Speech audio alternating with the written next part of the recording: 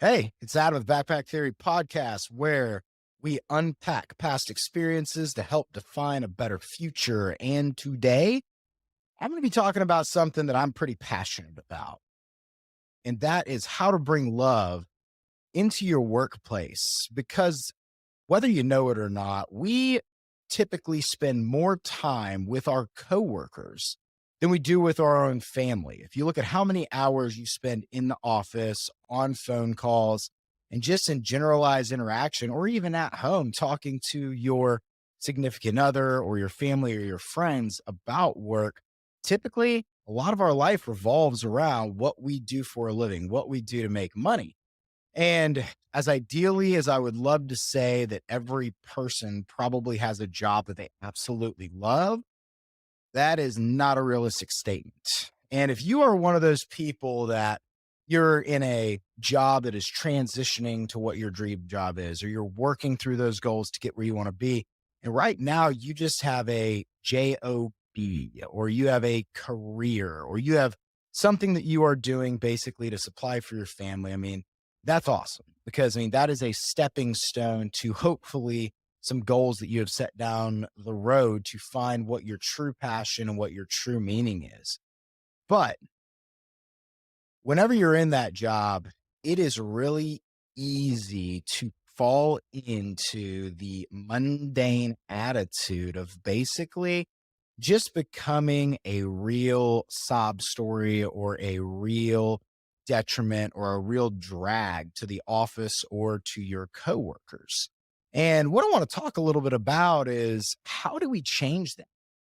Like, how do we go into the workplace and how do we become the most positive and the most uplifting person in that environment? Because it's really easy to be, and I know this is an old saying, but to hang out by the water cooler and basically listen to the daily gossip about so and so down the hall that hasn't been getting their reports done on time, or so and so in sales that their numbers are terrible and they might get fired, or talk about how the boss is just coming in with all these new guidelines and you just absolutely can't stand the way that he's doing things and you wish the old guy was there. Well, I'm here to tell you that it doesn't matter how bad you wish your old boss was there or how bad you wish the person had made the sale or whatever that may happen. That's just not reality. And so, by you joining in on those negative conversations and by engaging in those negative conversations, you actually become kind of a part of your own downfall. So, what are some ways that we can bring love into the workplace? Well, the first thing I think, because you have to have healthy boundaries, right? You can't just go into the workplace and just tell everybody everything about yourself and just, be this complete open box. That is one of my issues. I've always had a problem whenever it comes to enabling other people, whenever it comes to giving people advice, whenever it's unsolicited.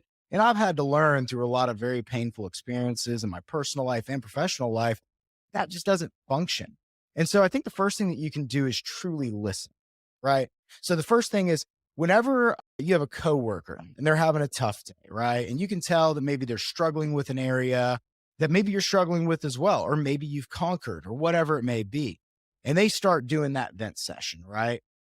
For me, it's really easy for me as they're going through that vent session to do one of two things. One, just tune out and basically go, yeah, you know what? This isn't my problem.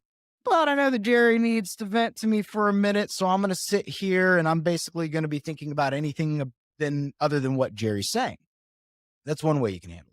The other way you can handle it is you can go, yeah, Jerry, I completely agree with you. The new boss is an absolute just terror, and I don't agree with anything he's doing. And this sucks, sucks, sucks. And the next thing you know, you got these two negative energies creating this negative bubble inside the office, which is going to trickle down.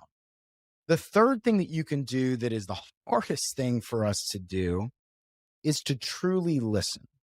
And if you truly listen to what your coworkers are saying whenever they're having a hard time at work, or whether they're having a complication, or whether they're not meeting their goals, it's just to truly listen. Just listen, be a kind ear, show them love, show them respect. and just pay attention to them. And the cool thing about it is whenever you start doing that and you really take all of your personal stuff and you set time aside, a healthy amount of time, right? You can't just be their vent person, but you set a healthy amount of time and you truly listen and you truly take genuine interest in that coworker and what they're going through. You have no idea the impact that you could make on that, not only that coworker, but also on other people in the office, because we all want to work in a positive work environment, right?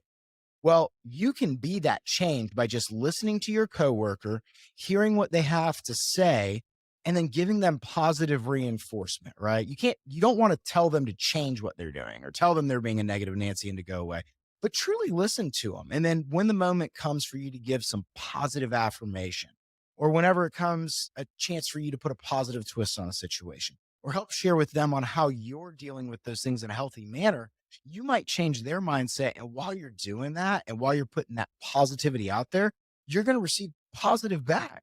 And that ultimately is going to increase the positivity in that work environment and can make that job more enjoyable.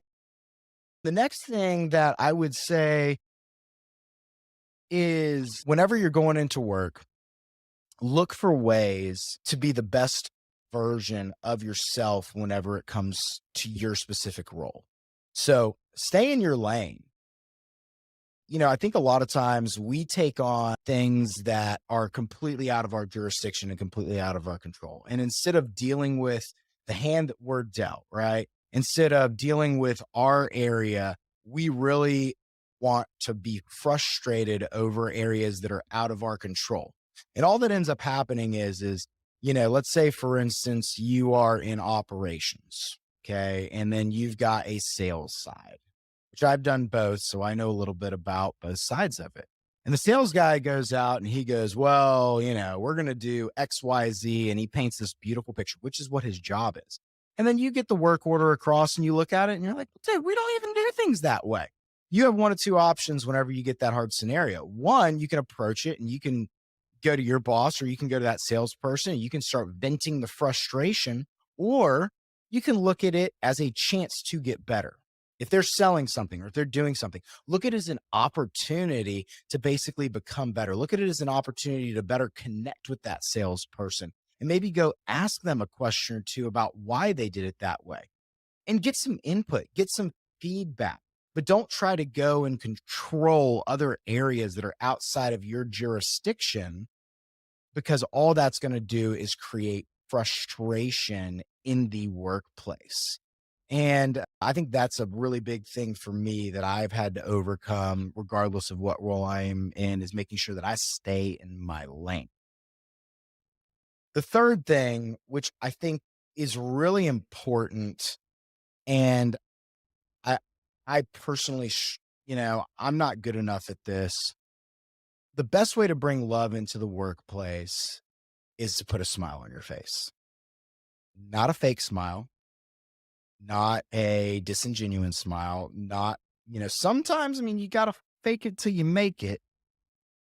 But whenever you're going into your workplace, if you're having a rough day, or if you really don't want to be there, or if you really you are just frustrated at your job, right?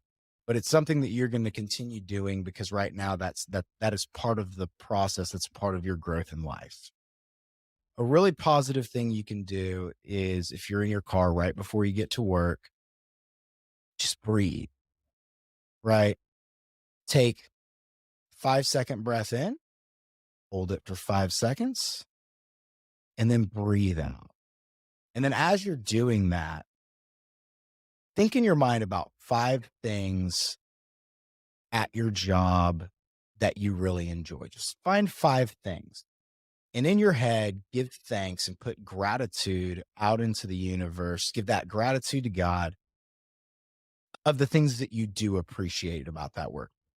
And then whenever you walk in, you're already going to be in a positive mindset. You're already going to be that person that whenever you walk in, people are like, dude, there's that person. He's going through all the same struggles, but he doesn't bring that negative attitude to the team. Because there's a great book by Robin Sharma, and it is called The Leader with No Title. If you have not read it, I would highly suggest it. If you are in a career or you are at a job that you know that you have to be at for a while and you're just struggling. And the premise of the book is basically you don't have to be in control. You don't have to be the owner.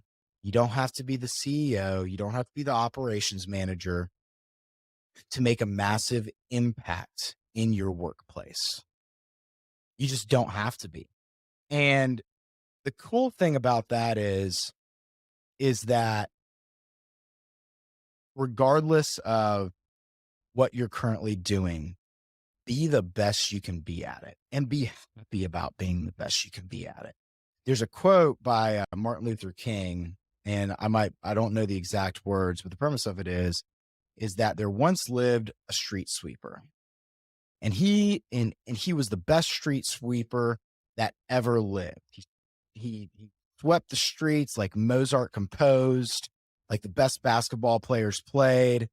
And when he died, all of the hosts of heavens looked down and said, "There lived the greatest street sweeper ever." You don't have to have this glorious position. You don't have to be the guy making all the calls in order to make the largest impact on your workplace. So when you go to work this week, when you have an opportunity, to really shift that mindset and bring love into your office and not burden, be that person. Be the leader without the title. Be the person that whenever your coworkers are struggling with a problem, you genuinely think about solutions instead of adding and mounting onto the problems. And if you do that in the workplace, the crazy thing is that it will trickle into all the other areas of your life. So I'm just going to encourage you, next time you have a coworker that comes to you and they're having a tough day on a project or they're talking about someone else or whatever it may be, listen and then give positive affirmation to the situation because you care about them. Not because it makes it easier, not because whatever, it's easier to brush them off. Do it because you genuinely care and you want to bring love into that workplace. Just make sure you do have healthy boundaries where it comes to that. Also, make sure that regardless of whatever your role is, that you are the best at whatever that is, and you continue to be the best and you continue to overcome obstacles. And I promise that it will make your work life so much more enjoyable, which will then make all the other aspects of your life so much more enjoyable. So be that leader with no title, right? Be that person that, whenever you walk into the office, even though everything's a mess, you're not allowing the things that are out of your control to take away your peace. And that's where we all want to be, right? We all want to be in a position in life to where our peace is not disturbed, to where who we are as a person is not defined by circumstances that are out of our control. Because ultimately, you have to accept the things you cannot change.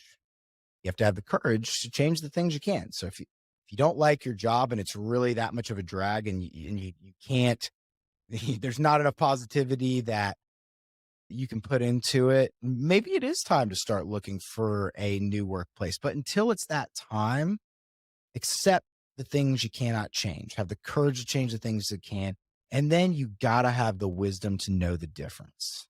That is the serenity prayer, which I'm sure you're familiar with. And that's something that I find myself saying all the time. And the more that you look for solutions, the less you look for problems, the less you make it about me, and the more you make it about we, the more love you're going to bring to other people, the more joy you're going to have in that workplace. The easier it's going to be whenever you need to make a life change or whenever you need to transition to a new place, the easier it's going to be for those people in that workplace to go, "Man, I hate to see you go, but I know that you're going to go be successful. I know that you're going to go conquer things and then you're going to make an impact on the world because, like I said in my episode, whenever it came to who's at your funeral, like all that matters at the end of the day is that moment whenever they put you in the ground, right? All that matters are the people that walk up and say, you know what?